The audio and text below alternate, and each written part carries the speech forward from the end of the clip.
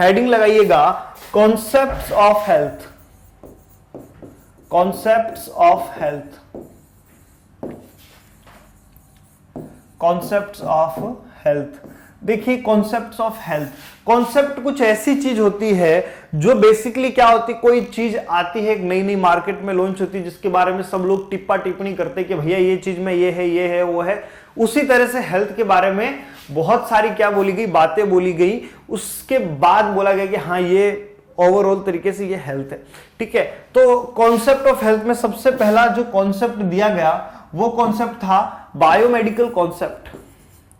वो कौन सा कॉन्सेप्ट था? Biomedical concept. अब देखिए ये बायोमेडिकल कॉन्सेप्ट क्या बोलता है, ये देखो बायो क्या होता है, बायो बोले तो living micro organism, living micro organism. Medical बोले तो कोई भी मेडिकल कंडीशन यानी कि डिजीज, कोई भी कंडीशन बोले तो डिजीज, है ना। तो ये कॉन्सेप्ट क्या बोलता है कि diseases are caused bye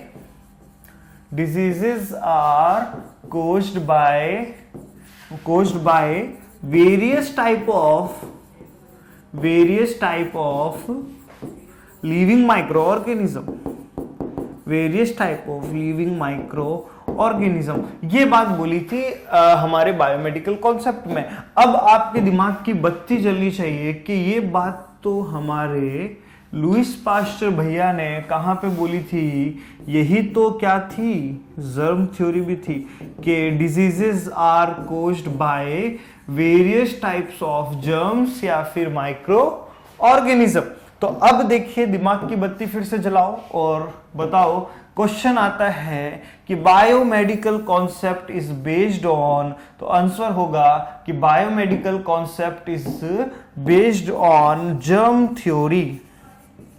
biomedical concept is based on germ theory. Is that clear? गलत तो नहीं करेगा कोई इस क्वेश्चन का answer? Biomedical concept is based on which theory? Germ theory, क्योंकि जर्म थ्योरी भी यही बोलती है, बायोमेडिकल कॉन्सेप्ट भी सेम बात बोलता है। चलिए